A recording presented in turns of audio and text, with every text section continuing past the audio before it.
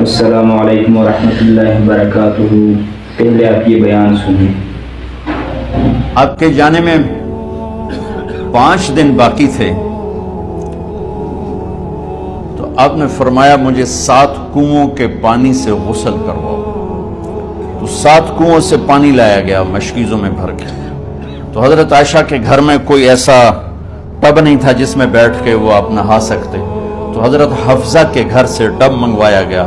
آپ اس میں بیٹھے، تہمت باندھا ہوا تھا، کرتا اتارا اور آپ پر 7 کنووں کا پانی ڈالا گیا، تھوڑا تھوڑا تھوڑا تھوڑا تھوڑا تھوڑا، تو اس سے بخار کی شدت کم ہوئی اور آپ سر درد کی وجہ سے آپ نے ایسے پٹی باندھی سرخ رنگ کی، اور اس کے بعد حضرت علی اور فضل بن عباس کے کندھوں کا آسرا لے کر آپ مسجد میں تشریف لائے اور آپ ممبر پر بیٹھے اور آپ نے فرمایا لوگوں میرے جانے کا وقت آ چکا ہے۔ میں نے کسی پر زیادتی کی ہو، کسی کو تھپڑ مارا ہو، کسی کو چھڑی ماری ہو، کسی کا حق دبایا ہو، تو میں اپنی جان کے ساتھ، مال کے ساتھ حاضر ہوں، مجھ سے یہی بدلہ لے لو، آخرت میں میرے خلاف کوئی دعویٰ نہ کرو۔ میں آخرت کے حساب کو برداشت نہیں کر سکتا۔ جن کے طفیل لوگوں کا حساب معاف ہوگا، جن کے طفیل، جن کی شفاعت پر لوگ بے حساب جنت میں جائیں گے، وہ روتے ہوئے فرما رہے ہیں کہ میں آخرت کے حساب کو نہیں دے سکتا۔ تو سارے صحابہ رونے لگے، لیکن آپ اپنی بات کو دہراتے رہے، کوئی بھی نہیں اٹھا۔ تو آپ نے ظہر کی نماز پڑھائی، ظہر کے بعد پھر ممبر پر آئے اور فرمایا کہ لوگوں یہیں مجھ سے حساب کتاب کر لو، آگے نہ کرنا، بتاؤ میں نے کسی کا کوئی حق دینا۔ ایک صحابی کھڑے ہو، یا رسول اللہ آپ نے میرے 3 روپے دینے ہیں، 3 درہم۔ تو آپ نے فرمایا دینے ہوں گے ضرور، پر مجھے یاد نہیں، بتاؤ کہ کس طرح دینے ہیں۔ کہ یا رسول اللہ آپ کے پاس سائل آیا تھا، آپ سے مانگا، آپ کے پاس تھے نہیں، تو آپ نے مجھ سے کہا تیرے پاس کچھ ہیں؟ تو میرے پاس 3 درہم تھے، تو آپ نے فرمایا تو دے دے، میں بعد میں ادا کر دوں گا۔ تو ہاں یاد آ گیا۔ تو میرے گھر کے میرے نبی کے گھر میں تو تیل نہیں تھا، ایک چھٹانگ جس سے چراغ جلتا، پیسہ کہاں سے آتا؟ تو آپ کے سامنے آپ کے کزن فضل بن عباس کھڑے تھے۔ آپ نے فرمایا فضل میرا قرضہ ذمہ لیتے ہو؟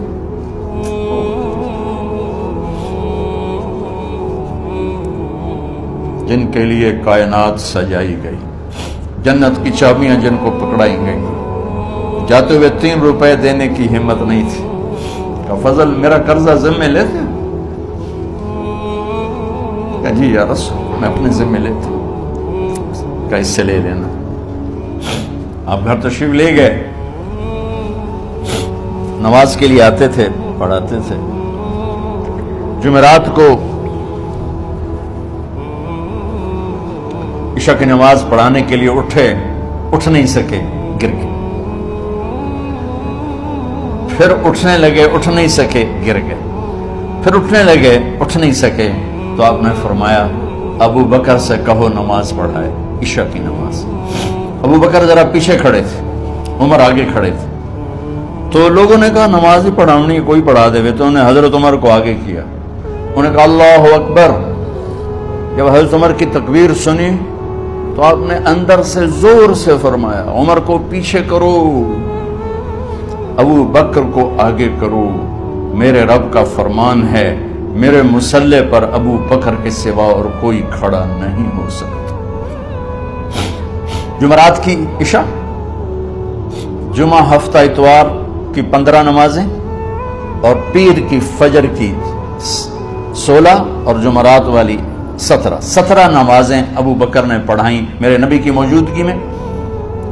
ہفتے کے دن ظہر یا عصر میں آپ علی اور فضل بن عباس کے کندھوں پر ہاتھ رکھ کے مسجد میں داخل ہوئے اور ابو بکر نماز پڑھا رہے تھے۔ ادھر محسوس ہوا کہ اللہ کے نبی آ رہے ہیں، تو ابو بکر نے یوں پیچھے ہٹنا شروع کیا تاکہ مصلی سے ہٹ جائیں۔ تو آپ نے ایسے ہاتھ کا اشارہ فرمایا کہ کھڑے رہو، ہٹو نہیں، کھڑے رہو۔ تو وہ پھر آگے مصلی پر آ گئے۔ تو آپ تشریف لائے اور الٹے ہاتھ ابو بکر کے ساتھ بیٹھ کر آپ نے ظہر عصر کی 4 رکعت نماز ابو بکر کی امامت میں ادا فرمائی۔ یہ آپ کی آخری نماز تھی مسجد کے اندر امت کے ساتھ، اور تشریف لے